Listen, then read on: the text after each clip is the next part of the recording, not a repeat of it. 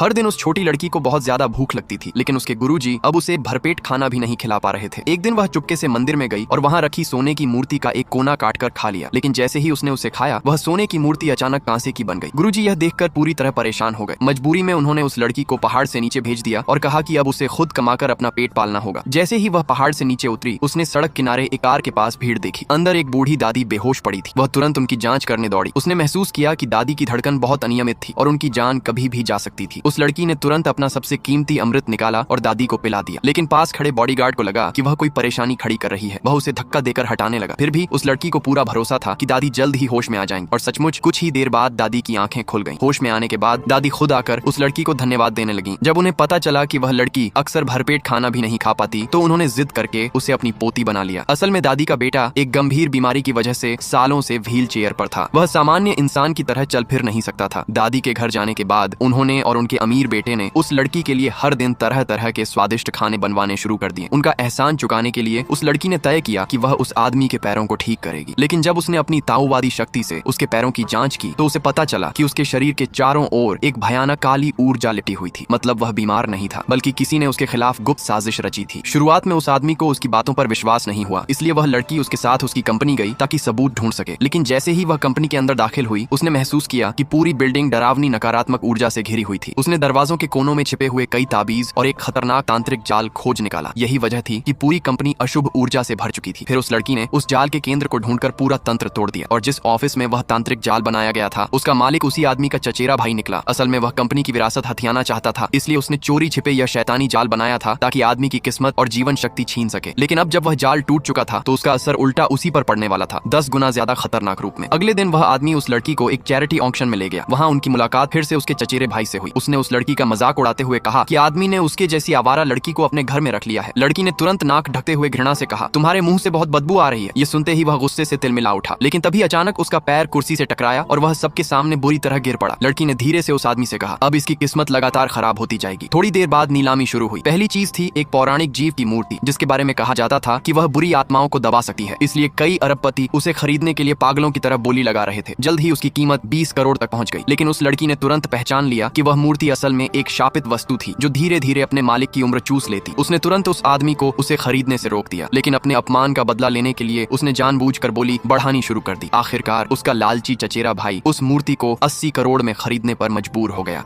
Part 2 के लिए channel को सब्सक्राइब करके कमेंट में पार्ट 2 लिख दो।